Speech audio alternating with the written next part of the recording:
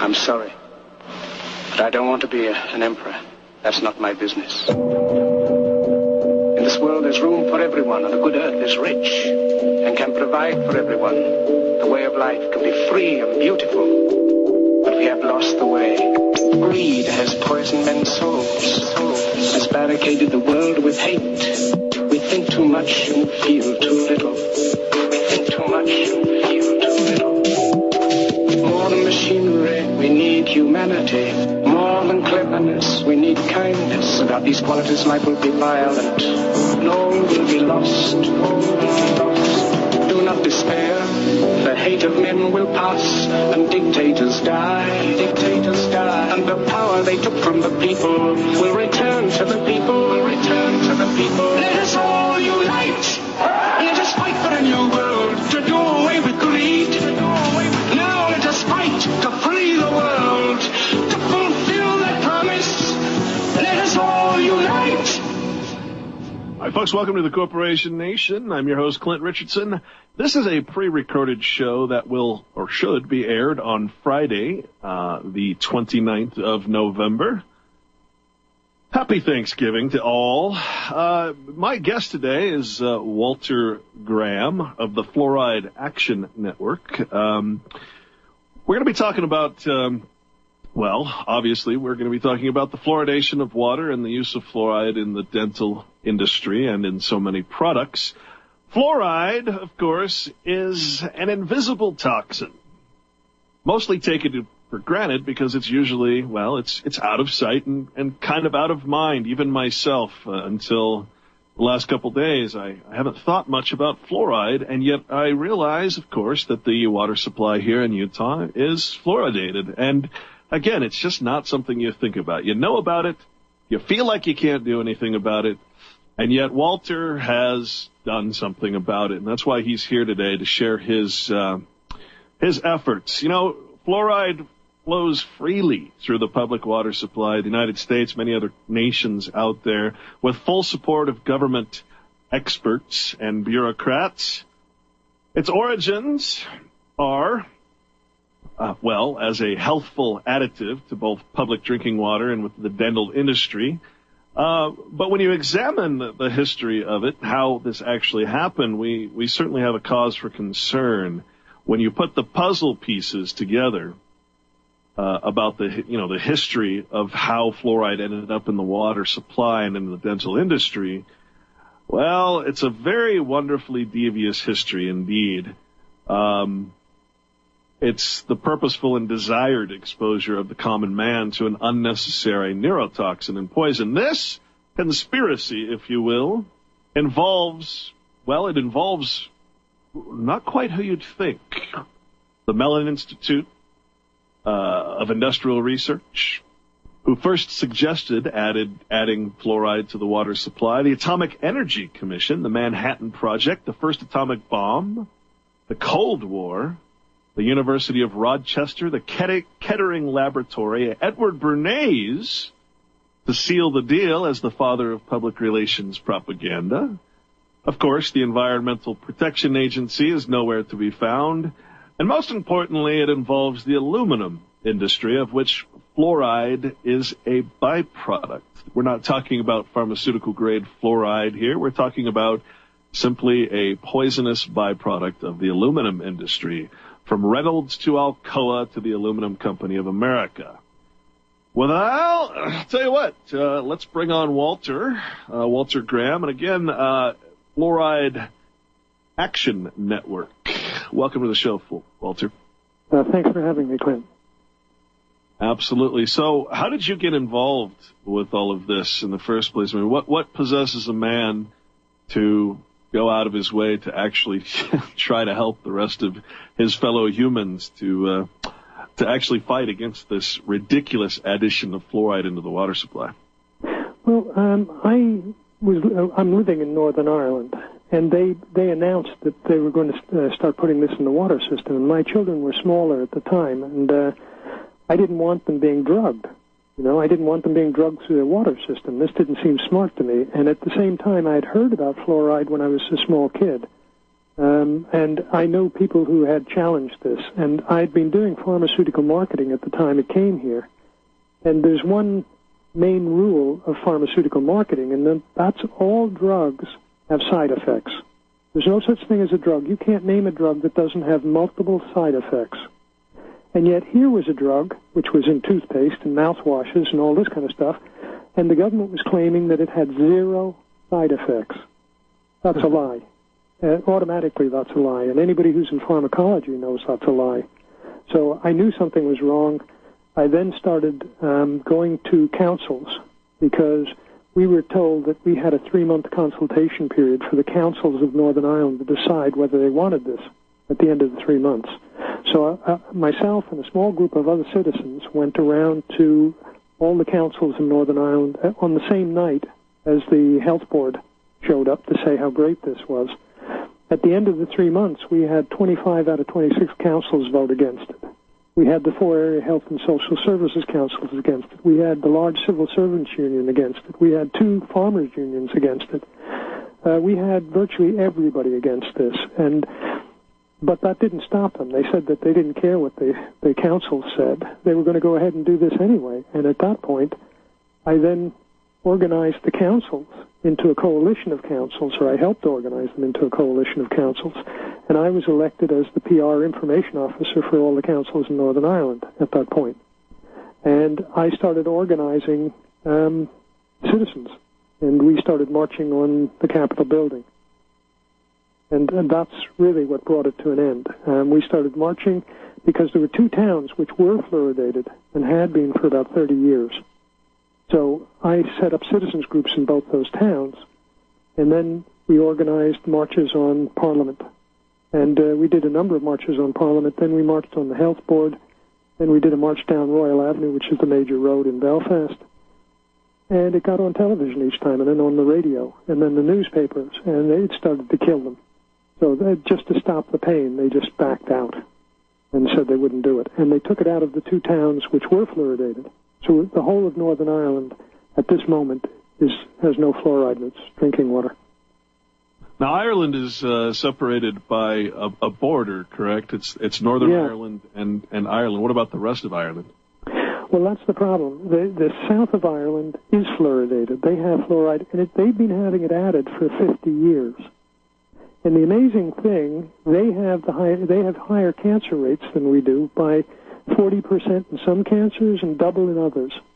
There's 18 different cancers that the Irish government looks at both sides of the border. They have a all-Ireland cancer atlas. And every year that they've looked at, the Republic of Ireland has been higher in all 18 cancers than Northern Ireland. So the number of people who've been dying in the south has been dramatic compared to people in the north. And also I've read that the Republic of Ireland has the lowest life expectancy rate in Europe. The Republic, that's what it is. It's the Republic of Ireland and then Northern Ireland, correct? Yeah. That's the difference. That's the southern part, okay.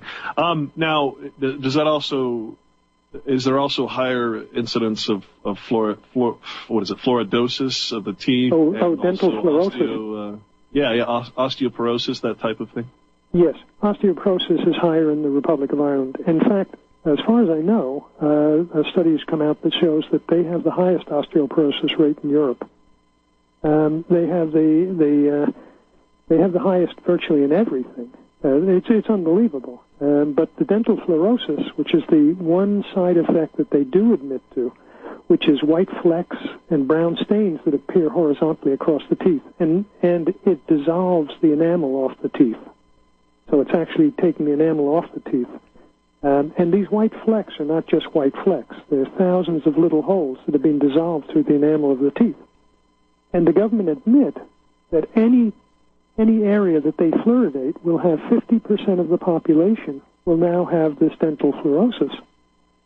So we're trying to prevent a few cavities in about 3% of the population, which is the little children who have the really bad tooth problem.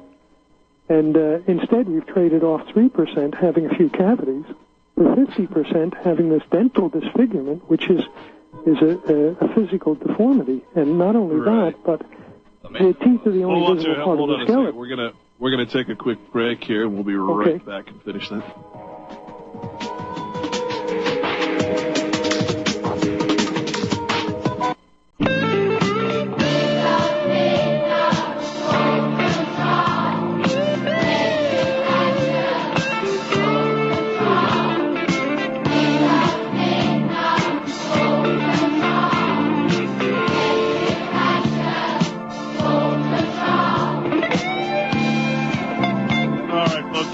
back with Walter Graham of the Fluoride Action Network. Now, how long has the Fluoride Action Network been in business? I'd say a good 15 years, something like that. I don't know exactly when they started, but it's something like that. Looks like you've had a lot of great success with that. The website for that is fluoridealert.org. I highly recommend people peruse that. There's a couple great videos. One of those is the Fluoride Deception, which I definitely want to talk about with you. It's funny, it's full circle that I saw that so long ago, and now, excuse me, here I am talking to you. So please continue with the health aspects of the difference between your northern and your southern. I mean, this is a great way, in fact, to examine the effects and to literally see what happens when one side or one group does not receive the fluoridation and the other does. Yeah, well, because this happened, when you see the maps, they do a map of all of Ireland. And so purple is for a lot of cancer, green is for very little cancer. And there's three maps in particular, leukemia, there's pancreatic cancer, there's another cancer as well, and they show clearly Northern Ireland stays in the green, right to the border. And then from the border down, it starts getting purple. And so all the cancers are happening in the Republic of Ireland, but they stop right at the imaginary border line. And the only other thing that stops at the border line are the drinking pipes. So it's a dramatic demonstration of actually the damage that this stuff does. It actually ends at the borderline.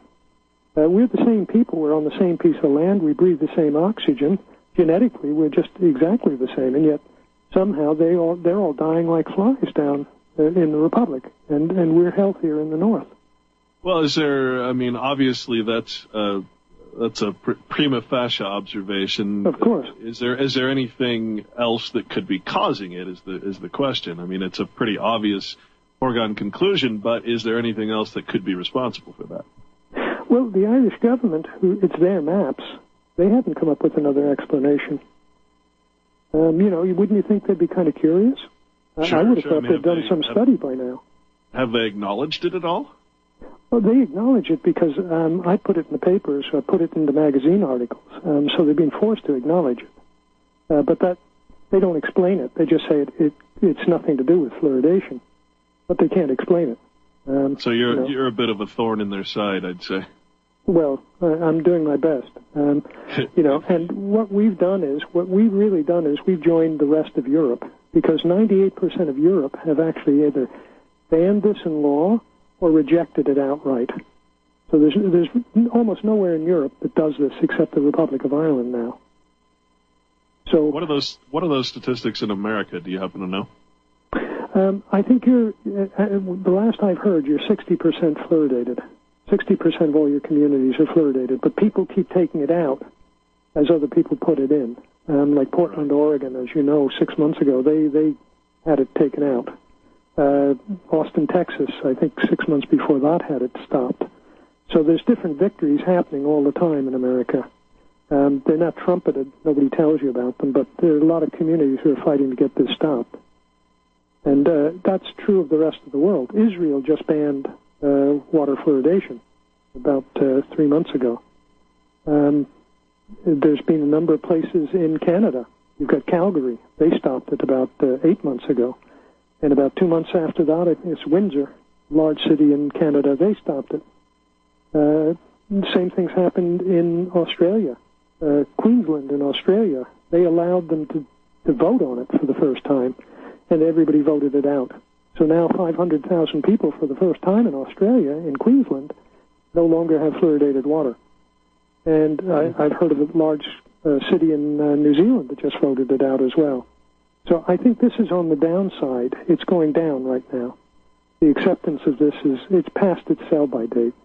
Well, that's certainly no excuse not to continue what you're doing and to continue supporting groups like the Fluoride Action Committee. I mean, this is the time. This is probably the most crucial time, in fact, because this is the time where you start to feel confident. And there's a great rule that I see quite often that people will rally against something and actually have a success. Mm-hmm. And I find that there's about a 3-year window where they'll come back and they'll do the same exact thing again, and the people by that time have literally garnered a set of confidence that doesn't allow them to reorganize and fight that thing again. And in 3 years' time, sure enough, what failed before succeeds. And so the vigilance that you guys are doing, and you especially, Walter, cannot stop. I mean, it's not something that you can just, well, we won, let's go away, because I guarantee it will come back. Oh, no, it's for sure. In fact, I just wrote a 2,000-word article for one of the major newspapers here that just got published on water fluoridation and toothpaste. So I'm continuing to make people aware of it so that if they do come back, at least we'll have people who understand there's a problem. That's what I'm doing, as well as trying to get on to radio shows and other things to keep the thing alive so that people don't forget about this. Because I mean, a lot of this doesn't make any sense at all. I mean, nothing about it makes sense, but I start off with the toothpaste because it's the most obvious. The government in the Republic of Ireland actually admit in their own documents that 1/4 of a tube of toothpaste is a lethal dose for a 1-year-old, and that the entire tube is a lethal dose for a 12-year-old. So toothpaste itself in America is required to have a poison warning. I don't know if you've noticed, it's in very small type on the back. Sure. But if you turn it over, it actually says, keep out of the reach of children, supervise toothbrushing, make sure they spit it all out. Then it says, use no more than a pea-sized amount. But if you accidentally swallow more than that pea-sized amount, you should contact the Poison Control Center immediately. Now, that's on there by federal law as of 1997. So you've got a poison warning on all of your toothpaste tubes. Well, and I also noticed that it was the main ingredient often in such things as rat poison. Yes. Oh, yeah. Because sodium fluoride is just rat poison. Pure sodium fluoride is rat poison. In fact, I've read that Prozac, 94% of Prozac is sodium fluoride. And they've had all kinds of side effects like birth problems and infertility and all kinds of things have come out of Prozac. But a lot of these drugs have fluoride in them. Some of the stronger ones, like Rohypnol, the date rape drug, that's fluoridated. So you're getting a lot of this stuff from pharmaceuticals. Then you're getting it from your toothpaste and the CFCs that cut the hole in the ozone. That's chlorofluorocarbon. That's also fluoride. So you're getting this from so many different sources. Unleaded petrol puts out fluoride. It's hydrogen fluoride out of the back end of the car. Because they use fluoride in the taking the lead out, and so there's fluoride residues left. So you're getting this from so many sources. You do not need it. It's not an essential nutrient. It's a poison. It's in the same class of poisons as cyanide. It's quite incredible how they've gotten away with this. But what they're putting in the water isn't fluoride anyway. What they put in the water is another chemical called hydrofluorosilicic acid, which, as you said before, is the toxic waste of the phosphate fertilizer industry and the aluminium industry. And they're just taking this directly from these industries and dumping it into your water supply. And it's contaminated. We've taken it to a lab in Dublin, and we had it analyzed here. And we found it was contaminated with mercury, lead, arsenic, aluminium, chromium, strontium-90, uranium. I mean, this stuff is contaminated with so many poisonous things. Wow. Well, let's get back into that after the break here. I did not know that. Fluoride with mercury. That's just wonderful. And we're supposed to bend over and say thank you. May I have another? We'll be right back with Walter Graham of the Fluoride Action Network. There are many water filters to choose from, but there is only one system that is consistently customer rated 5 stars as the #1 system for effective filtration of fluoride, radiation, drug residues, heavy metals, a wide range of radioisotopes, and more. Introducing the Pure Effect Ultra, the next generation water filter that also raises alkaline pH, improves antioxidant potential, and has advanced anti-radiation technology, all while using no electricity. Sold worldwide, it provides virtually instant clean water on demand. It is not made in China, and the shipping is free to all 50 states. Buy your Pure Effect Ultra today by visiting PureEffectFilters.com or call 888-891-4821. Again, that's 888-891-4821 or visit PureEffectFilters.com. You are tuned in to the Republic Broadcasting Network. Visit our website by going to republicbroadcasting.org.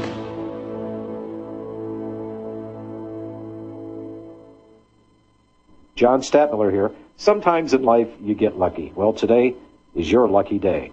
Our sponsor, AmericanSurvivalWholesale.com, have just announced their biggest savings yet on their 1-month food supply by Linden Farms.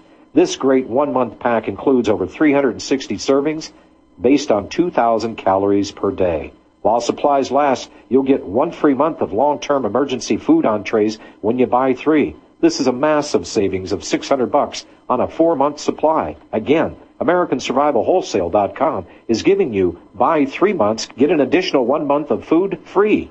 This is a great deal. Act fast. The site again is AmericanSurvivalWholesale.com or call them directly at 818-720-0759, 818-720-0759. Let them know John sent you. Do it today. AmericanSurvivalWholesale.com. Veteran owned and operated. Ground beef, eggs, butter, cheese, soup, sandwiches, strawberries, ice cream, coffee, and more. What do these foods have in common? They all come in storable, long shelf life food for you to save and use in uncertain times. Rather, if it is a meal or a snack, for a family or just yourself, CampingSurvival.com offers a huge variety of storable food for you to be prepared anytime. Go to CampingSurvival.com to order all your food. Eat today, save it for tomorrow, or store it for years to come. CampingSurvival.com sells healthy, nutritious, storable food in number 10 cans and pouches. Order online today at CampingSurvival.com. Use code FREEDOM and receive 5% off. CampingSurvival.com. Remember, save 5% off with code FREEDOM at CampingSurvival.com on all your prepared food needs. Do you love America? Do you support the right to bear arms? Do you have an opinion on the current immigration issue? Do you believe in the dollar? You have a voice. You have an opinion. Let it be heard. Go to AmericanFreedomSurvey.com right now and make your voice count. Do you like your rights taken away for the so-called sake of public safety? Do you want to repeal Obamacare? Go to AmericanFreedomSurvey.com today and fight back. All you have to do is fill out a short survey and you're done. Simple, easy, fast. For your time, you get entered to win free gold and silver. That's right. Get gold and silver free by filling out this short survey that enters you to win. AmericanFreedomSurvey.com. Go to AmericanFreedomSurvey.com today. That's AmericanFreedomSurvey.com.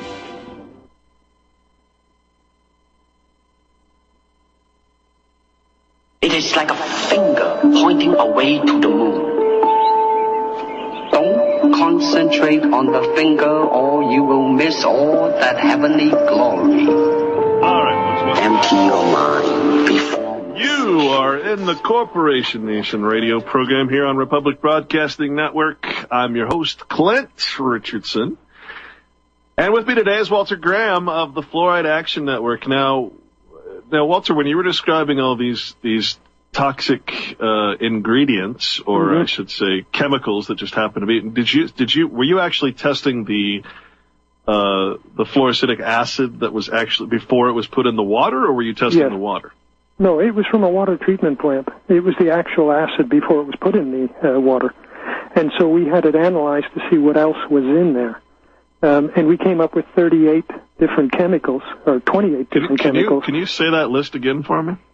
Well, there was mercury, there was lead, there was arsenic, there was aluminium, there was strontium-90, there was uranium, there was cobalt, there was chromium.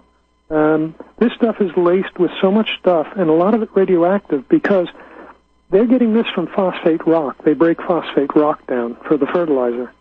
Well, phosphate rock is the main source for uranium in the world, phosphoric acid. And it also has phosphoric acid in the hydrofluorosilicic acid. So what they've done is, because industry is not allowed to release the fluoride into the atmosphere, they're forced to put scrubbers on the chimneys of these industries, and they collect the gases and all the contaminants that come up the chimney. And then at night, they wash out that scrubber with sulfuric acid, and it makes a slurry called hydrofluorosilicic acid. And they don't treat it in any way or try and get any of the contaminants out. They take it directly from those industries and they put it directly into your drinking water. And the acid itself can eat through stainless steel, it can eat through fiberglass, it can eat through concrete. The only thing that it can't eat through is epoxy plastics.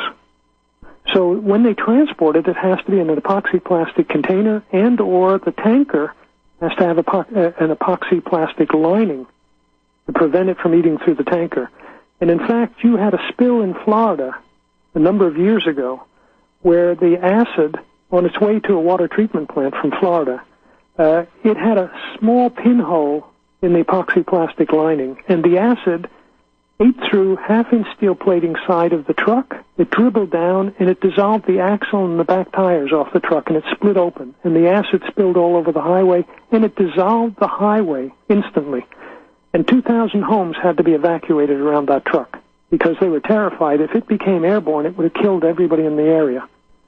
And everybody who drove through the acid was forced to go to a poison control center to have a guy in a spacesuit wash down the underside of the car just to keep the car from being eaten. And that's the stuff they're putting in your drinking water. Wow. That's a I don't think I heard about that story. It probably was a little bit of control on that story getting out, correct? Well, you'll get it on the sites. It was on Route I-4 in Florida. Wow. And they've had other spills. This stuff is so corrosive, you have no idea how powerful this is. Now, they water it down to 1 part per million so that it doesn't eat your face off. But, you know, all that's happening is instead of being poisoned quickly, you're being poisoned slowly. So the side effects don't necessarily appear straight away. Sure, of course, it's a slow kill. What we're really talking about, as we've seen before, is an entire industry that has cooperated with the regulators of government to dispose of something improperly through basically public funding. I mean, do we actually buy this stuff? Yeah, incredibly. You know what it is? What they've done is they've magically turned garbage into gold. So they would have had to, by federal law, believe it or not, or international law, they're forced to bury this stuff in a lined landfill and treat it with chemicals to neutralize it. This costs millions, probably hundreds of millions each year to do something like that. Instead, they sell it to you, and you pay millions for it, and then you drink it. And then most of it, this is the big joke, 99.9% of all the water ends up going into the environment, where they're not allowed to put this stuff by international law. So they bypass international law, and they turn garbage into gold. Well, now, when you say that, is that because it's going into the reservoirs? It's going into... How is it going into the... Well, here's what happens. You're putting fluoride in 100% of the water. The DOE, the Department of the Water Department, they lose about 40% of all the water in underground leaks before you even get the water. 40% is lost in underground leaks. It happens in every system. Out of the 60% that's left, industry uses 7/8 of the water supply anyway. So industries are very, like farming and paints and, all kinds of industries are using huge amounts of water compared to you. So they're using 7/8 of the water supply. Out of the 1/8 that's left that comes into your home, you actually drink less than 1% of it. You flush the toilet, you wash your clothes, you water the lawn, but you fill the swimming pool, but you're not drinking it. So out of the 1/8 of the 7/8 of the water supply is used by industry. So out of the 1/8 that comes into your house, you're drinking less than 1% of that 1/8. And then how many children in the whole population have the really bad tooth problem? It's about 3% of the population. So you've now got 3% of the population drinking 3% of 1% of 1/8 of 60% of all the water you bother to fluoridate. Does this sound like a logical way to deliver a drug? Well, I mean, I've often wondered how they could have possibly convinced people that something that's good for your teeth should be ingested. I mean, that alone is probably the most ridiculous thing I've ever heard. It would have taken someone like Edward Bernays to make people actually believe that was a logical choice. Well, yeah. When you drink it, it passes your teeth at 100 miles an hour. How does it find its way back to teeth only? If it can change your teeth so dramatically, isn't it only logical that it's changing other systems? Your teeth are the only visible part of your skeleton. So if it's able to totally change your teeth, it's changing your skeleton. And there's at least 13 international studies that show that hip fractures are higher in fluoridated areas than non-fluoridated areas. In fact, all fractures are higher in fluoridated areas than non-fluoridated areas. There's over 33 studies showing that it causes lowered IQs in children. There's over 100 studies showing that it causes thyroid dysfunction. So this is serious. There's a lot of studies backing this up. In fact, there's well over 1,000 solid studies proving harm, and there's not one study, you can't name me one study that proves that this stuff is safe or that it's effective at reducing tooth decay. That's the amazing thing. People don't go looking for the evidence, but there is none. They don't have to have it. They just say it, you know. The last country that took it out in Europe, there was two countries. First, Holland. I should just explain. Holland, a group of doctors fought for 7 years to get this stopped in Holland after all these side effects appeared in the whole population. They were able to conclusively prove with a double-blind study that all the side effects were caused by fluoride. They then got the Constitution of Holland rewritten to prevent this from ever coming back again. Then we come to Switzerland, I think in 2000, the year 2000, they stopped fluoridation, or they stopped fluoridation of the one city that they were fluoridating. Because when they checked their dental records, they found it had the highest dental decay rate in Switzerland. It should have had the lowest, but in fact it had the highest. And the other thing it had the highest cancer rate. And they suddenly went, oh my God, all these studies are true, and they stopped it in Switzerland. About 6 months before that, the country of Belgium, their health minister, actually had all fluoride supplements, drops, tablets, chewing gum, all this kind of stuff banned. And she called it fluoride is a slithering poison which destroys the brain and the bones and causes osteoporosis and arthritis. This is one health minister. Now, she called for a European-wide ban on fluoridated toothpaste, but it didn't happen. But she called for it.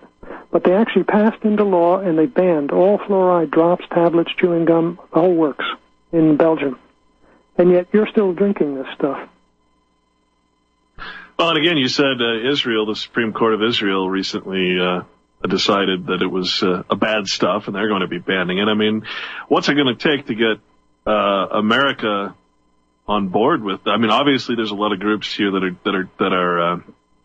are fighting it, but we have such a incredible bureaucracy here, and when we say bureaucracy, we literally mean a bunch of people who are doing things without thinking, without considering the side effects of what they do.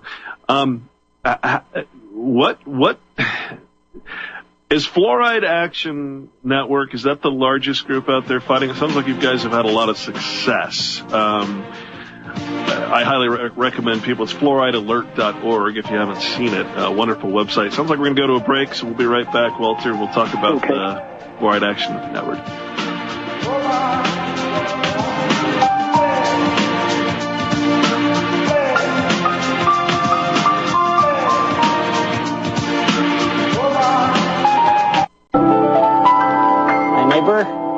Welcome again to this neighborhood. I'd like to show you something. You know what this is? Well, maybe if I press this button. There are so many things to learn about in this world, and so many people who can help us learn, Did you ever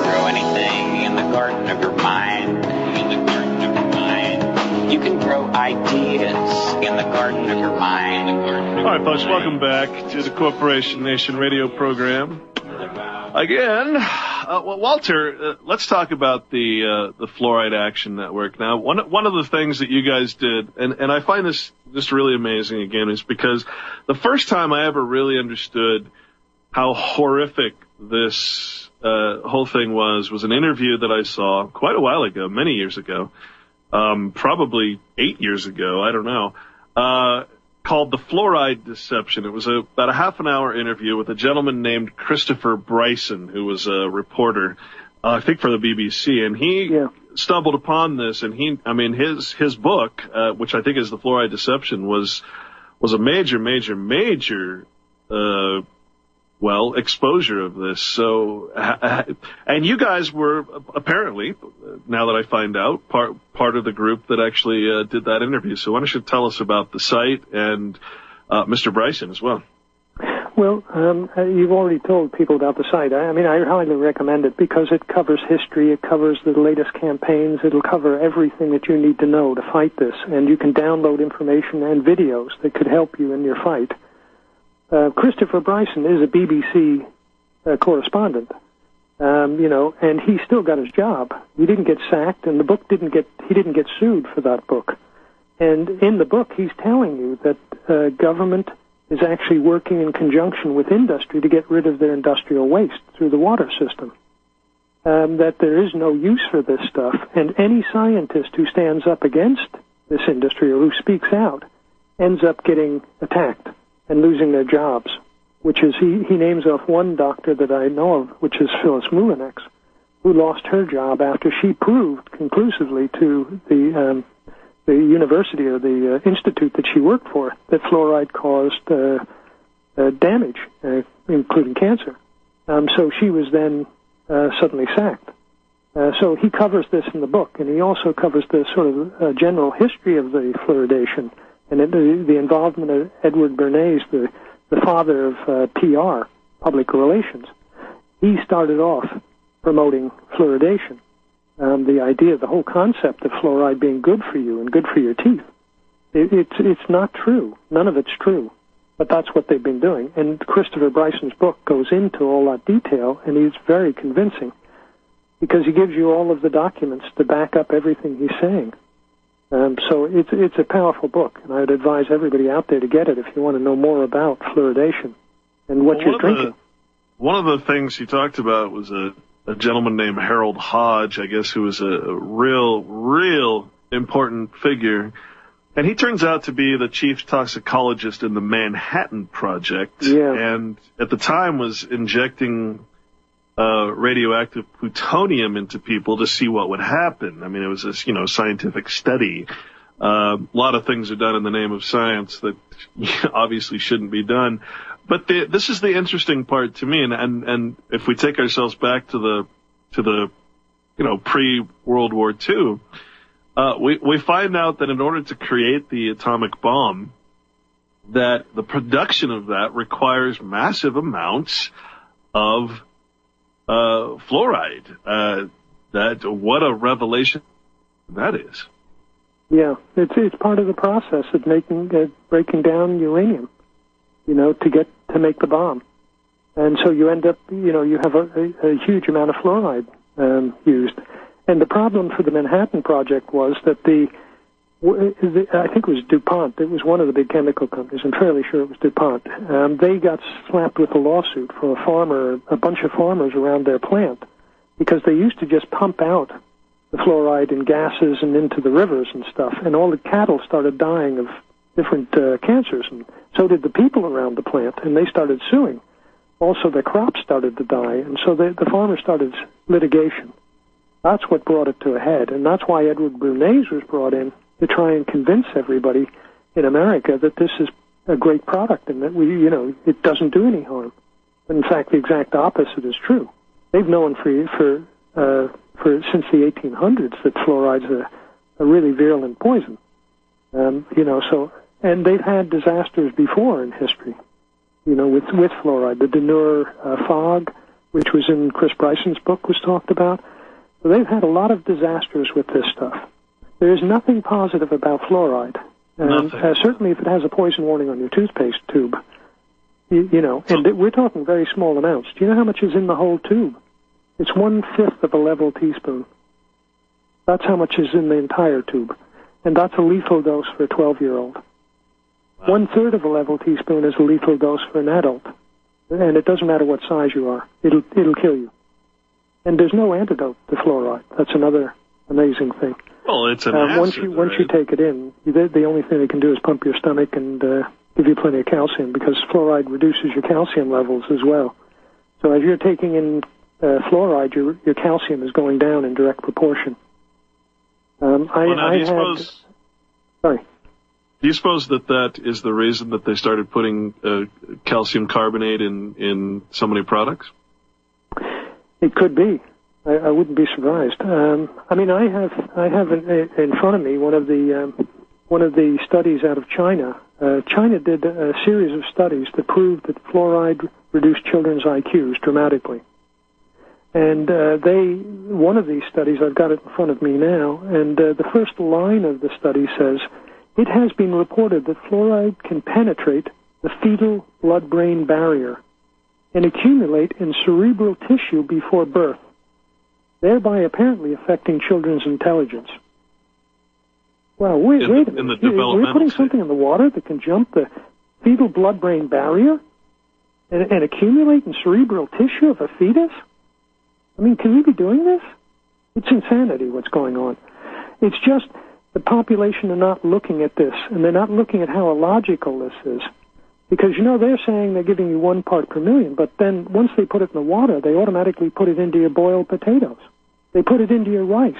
They put it into your beer. They put it into every food or drug manufactured, or every food and drink manufactured using that water supply. So you're not getting 1 part per million from just the water. You're getting it from your tea. You're getting it from your beer. You're getting it from your boiled potatoes. So you're getting this. You're getting a lot of this now. And it's not the only source. It's in pesticides. It's the killing agent in most pesticides. It's also in herbicides. So it's being sprayed on your food. It's being, you know, so you're getting this from a lot of sources. And that's the problem. It's out of control, the amount that you're getting in America right now, because you're getting it from so many places. Plus, it's in all the dental products. And they even paint it on children's teeth at the dentist. You know? I mean, it's just amazing. Now, if the child were to swallow the stuff that they put on the teeth, he would die in the dental chair. And they've had children die in America in the dental chair before. It's happened. Wow. Just from swallowing that fluoride topical application. This is a serious poison we're playing with. But it's being kept under wraps by the federal government, who don't want you to know about this. And that's what Chris Bryson's book is about. It's also referred to as the most damaging environmental pollutant of the Cold War. Yeah. I mean, that's a pretty powerful statement right there alone. Yeah, well, you know, as I say, if people listening to this, my advice to you is, first of all, get off the toothpaste. Get off now. Go to a health food store and get non-fluoridated toothpaste. There's a lot of different brands you can get. Walida, it's a German brand. Anything from Europe, most of them won't have it. Get yourself a non-fluoridated toothpaste right now. Now, the other thing you have to realize is that there are other products that have this in it. You know, like your Coca-Cola will probably have it in it, because a lot of them are bottled in fluoridated areas. Plus the crops that they use to make a lot of these foods and drinks have fluoride in it, you know, in the pesticides and so on. So you're getting a lot of this from all these different sources. So you have to avoid, where you can, get organic. Get organic food that hasn't been sprayed with pesticides or herbicides, you know. The other thing I would do personally, I would get a distillation unit, and I would start distilling the water. My children were brought up on distilled water, and they're the healthiest adults you'll ever meet. Probably the smartest ones, too. They've never had fluoridated water. They're probably a lot more intelligent than the average child as well, right? Well, they're certainly going to have a lot less damage than most American kids, because they haven't been on this water supply. And, you know, fluoride's not the only thing that's in there that's bad. I mean, there's aluminium in the drinking water. They're using sulfuric acid in the drinking water. There's whole series of chemicals that are broken down from the chlorine that they put in. And chlorine itself is a poisonous gas. Absolutely. So there's a lot of toxic. We will be right back for the second segment of Corporation Nation here on RBN. Stay with us.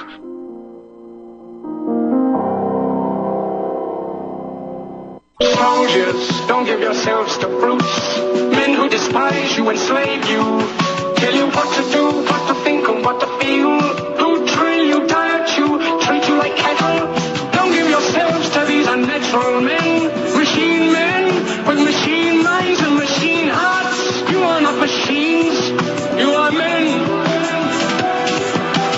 You, the people, have the power to make this life free and beautiful.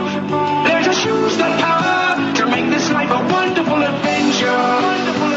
Let us all unite. Let us fight for a new world to do away with greed. A world where science and progress will lead to all men's happiness. Do not despair. The hate of men will pass, and dictators die. And the power they took from the people will return to the people. Let us all unite. All right, folks, welcome back to the Corporation Nation Radio Show. I'm Clint Richardson. With me today is Walter Graham of the Fluoride Action Network, and that website is fluoridealert.org. Wonderful website with many, many sources and things to help you fight this ridiculous notion of putting a toxic poison acid into the water supply. And as we discussed earlier, it's also,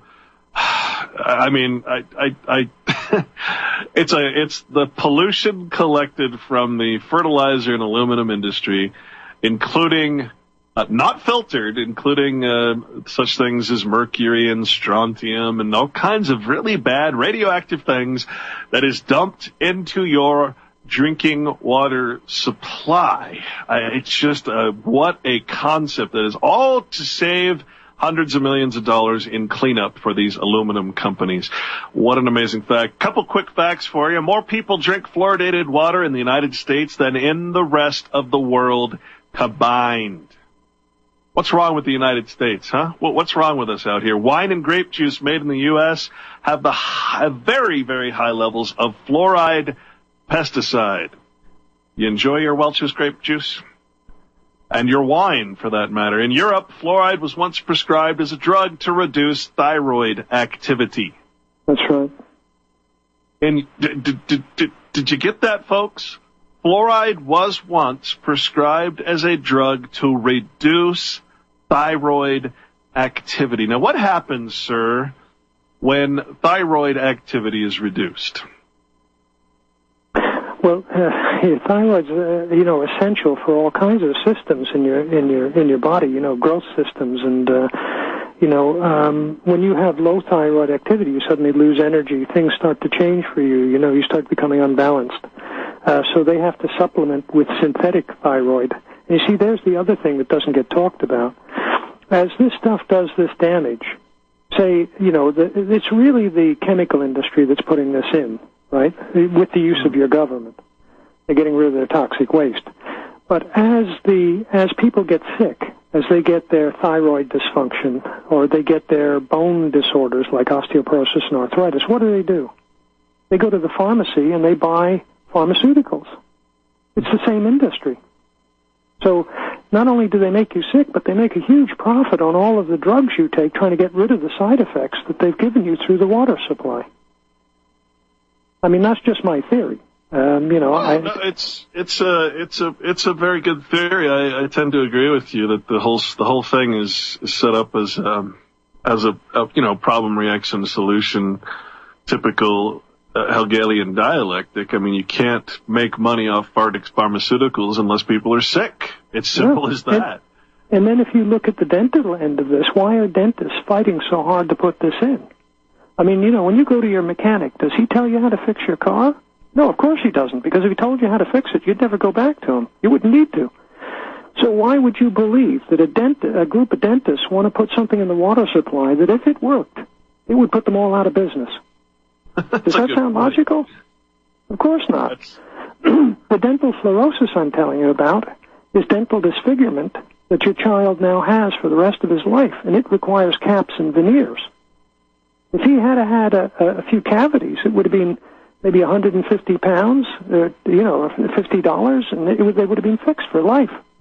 Now he's got a disfigurement that will cost him probably about $300 or $400 per tooth for the rest of his life. Every 6 or 7 years, he'll have to have those replaced. Cosmetic surgery. I mean, it's a boom time for dentistry. You know, so you've always got to look at the bottom line. You know, who's profiting from this? You know, that's really good point. And the other thing is that who's getting off without being challenged here? You don't see dentists attacking, Cadbury's or the big Nestle's or something, the big sugar producers. You had a sugar that's causing all the cavities. Why aren't they out there in front of those factories with placards demanding that they get poison warnings on the packets?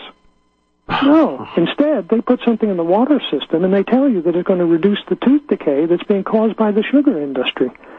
But they don't attack the sugar industry. Why? Now, am I correct that, obviously the sugar industry has transformed into the high fructose corn syrup industry as well, but am I correct that high fructose corn syrup, I mean, obviously they're using fluoridated water in all the Pepsi and Coke products and all the sugary drinks and snacks and everything, but it also isn't there high levels of all this in corn syrup as well? Yeah, of course. You see, you can't avoid, once you put this in the water system and you use it in pesticides and herbicides and rodenticides, it's in everything. You know, there's no way of avoiding it unless you get organic food. It'll be the only thing that would have lower amounts of this, if not any of it. So you have to get organic food. You've got to get out of the way of this, and that's why I tell people to get a distillation unit or a reverse osmosis. But the distiller is a better option. It's cheaper. I've never looked into getting my own distill. I mean, I have a friend who has an industrial one, but I guess I've never looked into the home one. What kind of price range are we talking, and where can people find those? Well, they're very cheap. That's the amazing thing. What you do is in your search engine, you put in distillation unit, and then you put in China, because that's where most of them are manufactured. And you'll be able to buy one online for, well, here it would cost about 80 euros. So I don't know what that is in dollars, but it couldn't be much. Maybe $120, something like that. You'd have a distillation unit, and it runs for about 7 or 8 years. And with the distillers, you're essentially mimicking nature. In other words, the sun and the atmosphere sucks up all the water, and all the chemicals are then left, which is why you see the white chalky mineral content left when a puddle dries, and it basically is mimicking nature, filtering the water into pure water, basically. And then, of course, it rains back down. Well, in this case, the rain is what you're drinking through the distillery, correct? Absolutely. And see, the other thing is that all the chemicals that they're putting in, like the hydrofluorosilicic acid, the arsenic, the lead, the uranium, all this stuff that's going in, and then the aluminium that they're adding, and then the chlorine and all of this, your body has to filter that out. So your kidneys are filtering all of that out, because all you want is plain water. So all those chemicals have to be taken out by your body, and that taxes the whole body heavily. Or you could use a distillation unit, and it takes it out before you even get the water. So it actually takes out the fluoride. It takes out the fluoride, it takes out the chlorine, it takes everything. It takes out all the chemicals. So you're left with pure H2O, which is exactly what rainwater is. Yeah, well, and this sort of puts it puts a hamper on investing in anything else. I mean, you don't need all these fancy, when you pick up a bottle of water from the store and it says it's gone through the process of ozonization, reverse osmosis, all you really need to get is distilled water. Yeah. Right? You don't need... And you see, you don't get your minerals from your water. You get your minerals from your food. Because in water, the minerals they're trapped in stone. It's stone form, run off a stone, and so it's not in a fat soluble form. Whereas in the plant, it's in a compound, right? Yeah, in the plants it's fat soluble. That's where you get all your nutrients. We will be back after this quick break with Walter Graham of the Fluoride Action Network. Stay with us.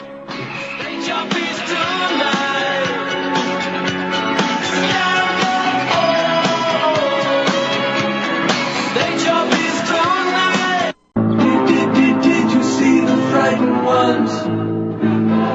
Did you hear the falling bombs? Did you ever wonder why we had to run for shelter when the promise of a brave new world unfurled beneath the clear blue sky? Look, Mummy, there's no place.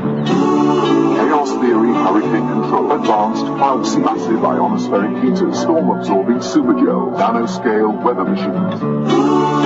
All of these technologies exist in some form today. Look, Mummy, there's no plane up in the sky. Goodbye, blue sky. Goodbye, blue sky. Goodbye. Okay, folks, welcome back to the Corporation Nation radio program. Now, Walter, I was just looking on the website there, and I see that there was a peer-reviewed Harvard research paper linking fluoride to lower IQ in children. Mm-hmm. And you have that on the website here, which is fluoridealert.org. And it was apparently diminished by a newspaper article in a Kansas newspaper, and then used by, I mean, these guys really must have to draw at straws to find anything to make fluoride look positive. And the advocacy organizations,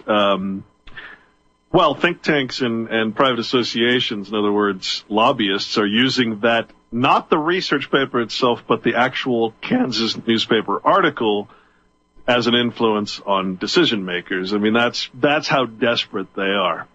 Oh, yeah. Yeah. I mean, there's 33 studies. That's the last one that's come out. I mean, so there's 30 some odd studies before that one. But you notice they're not attacking them. They only shoot the messenger. They never shoot the message. You know, they can't, the study has been done. And in science, when you do a study and it proves harm, the only way you can prove it wrong is by setting up the exact same study with the same parameters, with the same groups, and turn up a different result. And that costs money. So rather than do that, they just attack the study and say it's rubbish in some newspaper, and then they can go around quoting it. But they haven't destroyed the study. The study still stands as being correct. And it joins 32 other studies. So there's a lot of proof of harm. And when you think about it, I mean, here's something to think about. What do anesthetics, tranquilizers, pesticides, Prozac, Rohypnol, the date rape drug, sarin, the nerve gas, what do they all have in common? If I had to guess? Yeah, well, the main ingredient, the active ingredient, all of them is fluoride. And of course, that's central nervous system effects. And here we have 33 studies that say it does lowered IQs in children, which is central nervous system damage. What a shock. So this stuff, and you see, the big worry here is to babies, because babies are being bottle fed. A lot of babies are being bottle fed now, and that means they're living off the water supply. And you see, whenever you give drugs by body weight. So if you go to the doctor, he weighs you, and then he decides how much drug you should get by your body weight, so that an adult gets a large amount and a baby gets a very small amount of the same drug. Well, when you put this in the water supply, because babies live off the water supply, totally their first 6 months are on the water supply only. By body weight, they're drinking about 8 times more than any adult in the house. So they're getting 8 times more of the fluoride than are the adults by body weight, which is totally contrary to the pharmacology. So you're overdosing babies, for sure.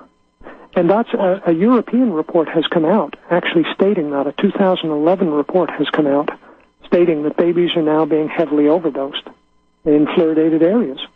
And that, in fact, the British Medical Association's new guide to New Drugs and Medicines, 1994, actually states that at 8 parts per million, it'll do such damage that it may lead to bone disorders, degenerative changes in the kidneys, liver, adrenal glands, heart, central nervous system, and reproductive organs.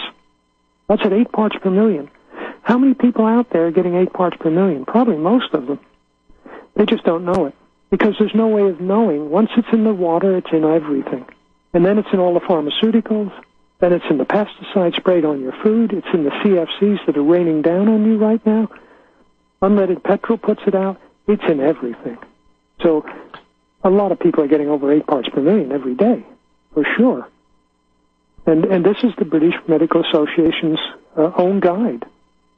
And in fact, they had to put out a supplement that said that they worked out what a safe dose was. And when they actually did the arithmetic, if the water was fluoridated, it would mean that newborn babies, were getting 3 times the safe level.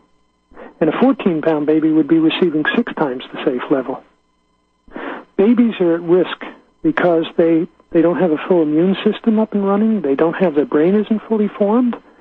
They're in a transitional stage, and you can influence what happens to them much easier than an adult. So this is the risk that we're taking with the entire population.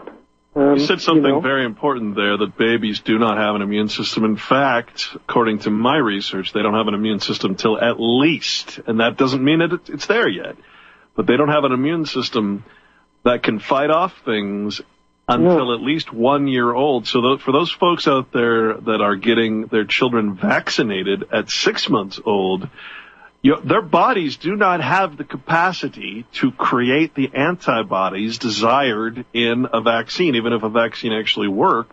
Yep. The baby cannot develop anything in the immune system until they develop an immune system, which is why it's so important, I guess we have to say it used to be so important now, unfortunately, that babies get breastfed, because that's where all of their important nutrients in their immune system is being built.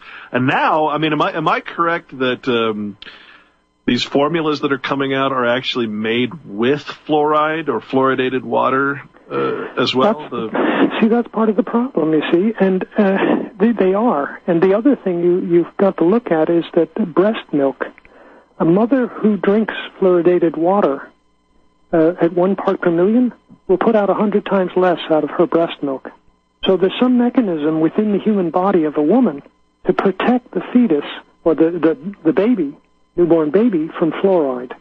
It reduces the quantity. No matter what, if she's fed at 1 part per million, she will only put out 100 times less in her breast milk. So there's some mechanism there that's in place that nature has put in because it's very afraid of fluoride, obviously, and it's trying to protect the baby. So you bypass that when you bottle feed. And now it's getting 100 times more. Plus, because of its body weight, it's being well overdosed beyond what it should be getting. And it shouldn't be getting fluoride at all. The other thing to point out is that babies don't have teeth. Why are they drinking this at all? I'm sorry to laugh, but it's nothing to laugh at, but that's what an incredible realization that is. I mean, it's just so simple and so logical. Babies don't have teeth. Babies don't have teeth. Why would you put fluoride in something unless you had an ulterior motive? I mean, wow. You see these it's the simplest things that blow my mind that I never considered before. I tell you another thing that people aren't aware of, too, is, they have an infant formula toothpaste now, right, for infants. First of all, children don't have teeth. The babies don't have teeth. And the other thing is that they don't have a spitting response. You don't get the spitting response till you're about 2 years old. That's why if you put a button in a baby's mouth, he swallows it. You put a thimble in, he'll swallow it, You put the toothpaste in, he'll swallow all of it. That's the risk to the baby. He's swallowing all of it. Whereas an adult or a child can spit it all out, or most of it out. The baby can't. And babies kids lose their teeth anyway, their baby teeth, right? So they're temporary things. Wow, what a realization that is, huh? Wow, well, you just blew my mind. There's just nothing about this that makes sense. Nothing. All right, we're going to take another quick break, and we will be back with more. I mean, this has been a mind-blowing discussion with you, Walter. I want to thank you very much. I mean, I don't think people really consider a lot of this, so thank you. We'll be back. First of all, let me take just a moment to thank you for allowing me back into your homes. If this is your first time with us, let me extend a personal invitation. Let's build a happy little cloud. Let's build some happy little trees. There are no limits here. You start out by believing here is in your world. You're the creator. Find freedom on this canvas. Believe that you can do it. Because you can do it. Relax. Let it flow. Wow, Walter, again, I want to thank you for doing this, especially all the way over there in Ireland. I know we are on different time zones, and which is why we're pre-recording this. Yeah. I really appreciate it. I got to say, this has just been it's been a welcomed reminder of something that I have stopped really considering, and so thank you. I see on the website here this is an interesting one too. And again, it's funny that it says in 2005 the Centers for Disease Control published the results of a national survey of dental fluorosis conducted between 1999 and 2002. And according to the CDC, black children in the United States have significantly higher rates of dental fluorosis than either white or Hispanic children. Now, this is interesting in two ways. First of all, the fact that the CDC, again, it kind of slips under people's radar. The fact that the CDC is reporting about a problem called dental fluorosis while at the same time promoting fluoride is just again, one of the most bizarre things to me. But how does this, I don't know if you're familiar with this, but how does this relate? Why is this happening? Is it a genetic thing? You know what it is? It's a racial thing. They know there's a huge, well, not huge, but there's a number of studies that have shown that black people are more susceptible to fluoride damage than white people by about 40%. They absorb more. Their bones are denser. That's why they make better boxers. You know, they've got heavier set bones. You know, they've got thicker skulls. It's because so there's more fluoride affects them. It affects them worse. They know it. Now, that's why the granddaughter of Martin Luther King right now has a massive lawsuit against the U.S. federal government for fluoride because she's claiming, along with a lot of black leaders and black politicians, that fluoride affects black people much worse than it does white people. That's the main crux of their lawsuit. Because there's something genetically different about them, and I think it's the bone density. They have thicker bones, and so most of the fluoride that you take in, you absorb and you store it in your bones. So out of all the fluoride that you take in, about 60% of it is stored in your bones, and children store about 86%. So they're storing much more of it, and that's the problem here. You know, you don't just excrete it all; it's being stored. You know, I keep going back to the thought. You know, I was working on a farm for a while here, and I saw some leftover bottles from when it was a dairy farm of what they used to put. You know, they're required to put in their milk supply, which is the vitamin D and the calcium supplements, and I'm thinking that the reason that the promotion of milk so much, it almost seems like it's a counterbalance because, you know, your bones are calcium. It almost seems like a counterbalance to the effects of fluoride. I don't know. Maybe I'm off on a tangent there, but there seems to be a strange correlation there. Now, this says also a 2010 study from fluoridated Indianapolis found that over 12% of surveyed black children, but none of the surveyed white children had pitting, which is a physical defect of the enamel as a result of too much fluoride exposure. Now, that seems that seems very dramatic. I mean, 0% compared to 12%. Well, what they're really talking about is they would have all had pitting, but some of it doesn't show. Very mild dental fluorosis is nearly invisible, but it's still pitting, but it's very mild. So it's the damage is so small that it turns out as little white flecks.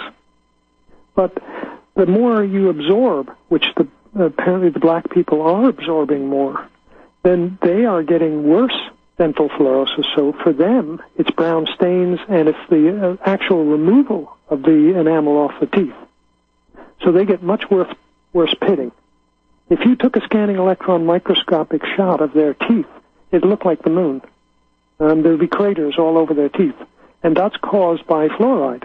The only thing on earth that can cause dental fluorosis, that's why they called it fluorosis after fluoride. It's spelt exactly the same, because the only substance that can do this damage is fluoride. Well, now let me get this straight. Now, because earlier you said, when you're drinking the water, it flashes by your teeth in a heartbeat, and your saliva then starts taking over. So this is not this fluorosis is not being caused from drinking water. It's being caused from the body storing fluoride in the teeth. Yeah, well, see, it does it all over the body. So all the bones and the teeth are storing it. And when you're a child, you're absorbing so much more of it.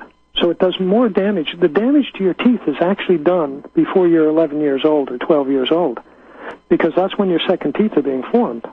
So the damage is being done then for your teeth. But the rest of your skeleton and the rest of your body goes on from there. So, and also, whenever you get poisoned by lead, you'll get a blue-black line that appears horizontally across your gums. And it's permanent. It's there for life to warn you that you've been poisoned by lead and to stop doing this. The same thing's true of fluoride. It does these white flecks and brown stains that run horizontally across the teeth, and it's permanent. It's there for the rest of your life. But that damage is done when you're a child. That's why they're putting this into toothpaste and all these things for children, because it causes the damage then, and that's the boom thing for dentistry, unfortunately. Now, there's a little more to this. I mean, it's not just in the black community, because here's a bunch of articles that, for instance, one says civil rights leaders call for a halt to water fluoridation because it disproportionately harms poor people, not just black families, but poor people in general. Another one says risk factors for fluoride toxicity in the black community. But basically what we're talking about is the poor citizenry here. That's actually big. So the actual statistics for when we're comparing black children to white children or Hispanic children, we're also talking about poorer children compared to wealthier ones. Well, Albert Schatz, the inventor of streptomycin, I interviewed him about 7 years ago, and he did a study in Chile. Allende, who was a doctor himself, the dictator, he called in Albert Schatz, or Albert Schatz was brought in to take a look. They had a 40% infant mortality rate in Chile, right? 40% of all their children were dying at birth or in the first year of life. Albert Schatz, when he looked at the statistics, he found that all of the deaths, or most of the deaths, were all happening in 2 cities which were fluoridated. He then told Allende if he stopped putting the fluoride in, the deaths would stop. So he stopped fluoridating those 2 cities, and the infant mortality rate started to go down. And he was given the Pan American Prize for Medicine for stopping fluoridation in Chile. And the reason, when I spoke to him, I said, why aren't we seeing this damage in our populations, like in America or in Britain? He said, the reason is because most of the damage is being done in the very poor, where they have a lack of nutrition. It's the poor nutrition that's causing the problem for them. They can't survive against fluoride in these poorer areas. So it does much more damage because they're on a much worse diet than a rich middle-class American is getting. They're not getting calcium. They're not getting zinc. They're not getting magnesium. They're eating fried foods and all kinds of stuff that doesn't have a lot of nutrition in it. Processed food. I'll tell you what, I gave up my career, and I've been an activist for 5 or 6 years now, pretty much full time, and I am below poverty level. I fortunately have some friends that support me, and I work when I can and do little under the table jobs. But I got to tell you, I mean, I spend every bit of money that I get on food, and the reason for that is because I only try to buy organic stuff, and in order to avoid this stuff, I don't go to the dentist. Haven't been to the dentist in 10 years probably, and my teeth are, they're nice. I take care of them. I don't, it's trying to avoid this stuff. So I mean, I can see why. I can see now the correlation, in other words, to the poverty, not just the skin color, but the poverty. It makes perfect sense, actually. Yeah, they're more susceptible. All right. Well, we're going to take another break here, and we'll come back for our final segment. I wanted to ask you off the air. We were talking about coffee and tea, and you gave some really interesting facts about the tea plant, and I'd really like you to cover that again when we come back. Then what you waiting for? We've already stripped you of your liberty, privacy, civil rights, and dignity. You want some more? He's a rebel and a runner. He's a signal turning green. He's a restless young romantic, wants to run the big machine. He's got a problem with his poisons, but we'll find a cure. He's cleaning up the systems to keep his nature pure. Boy, Walter, sounds like that song's about you. You got a problem with his poisons? You trying to find a cure? Apparently. Aye. So, like I said offline, we were talking about, I was saying that I was going to finally give up coffee. I've known about coffee and how bad it is and how it simulates, it simulates energy. It's not really energy. It's just sort of a feeling that you have energy, and how bad it actually is. And someone sent me an article today that sort of, again, like you are right now, woke me up to what I already knew. But you actually, when I told you about that, you had a story about the tea plant, and I wanted you to explain, because fluoride is a natural element, so we're not saying that this is completely artificial. So where does that tea plant grow? Yeah, well, I'd just like to say, fluoride is naturally occurring, but so is strontium-90 and so is uranium, and so is plutonium. These aren't things you want to put in your food. But anyway, as far as the tea plant is concerned, what most of the tea comes from China, Kenya, India, the Punjab. In the Earth's crust, there's the fluoride layer. And as there is uranium and all these other things, they're in the Earth's crust, but they don't normally come up and touch the surface. So you have to drill very far down to get them. However, the fluoride layer, the crust, comes up and touches the surface in the Punjab in India. And it touches in parts of China, and it also touches in Kenya. So in those areas, they're very high in fluoride in the ground. The ground is actually saturated with fluoride. Now, fluoride kills off almost all plants because the plants try and not absorb it, and so it kills the roots and it kills the plant. The only plant that can survive in fluoridated soil is the tea plant because it doesn't try to fight off the fluoride. It absorbs it up and puts it out on the tips of the leaves, and the tips of the leaves get burned. And then we come along and we pick those leaves for tea. So the tea plant is extremely high in fluoride levels. Now, I don't mean extremely, but it'd be 2 parts per million or something like that. But it's still high in fluoride content. And, of course, here's the other thing that I should say to you, too. Whenever you boil a kettle and there's fluoridated water in that kettle, as the steam leaves, the concentration of fluoride is getting higher. So if you started off with 1 part per million, and by the time you're done boiling, it will be 3 parts per million. Because the amount of fluoride in the water is leaving in the steam, but the fluoride's not rising with it. So you end up with more fluoride and less water. So the concentration is actually stronger. Just to warn people, they might think if they boil this stuff, they'll get rid of it. No. In fact, it stays. That's why distillation units work, because it doesn't rise in the steam. So the more water leaving, the more concentration of fluoride. That's the one thing I want to clear up. As for the tea is very high in fluoride.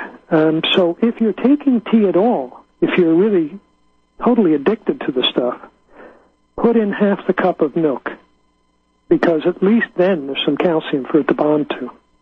You see, in the pharmaceutical industry, fluoride is like super glue.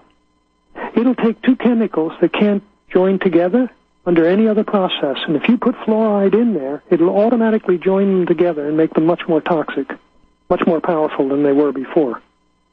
For example, Rohypnol, the date rape drug, which is fluoridated, it's really Valium with a couple of fluorine ions attached to it.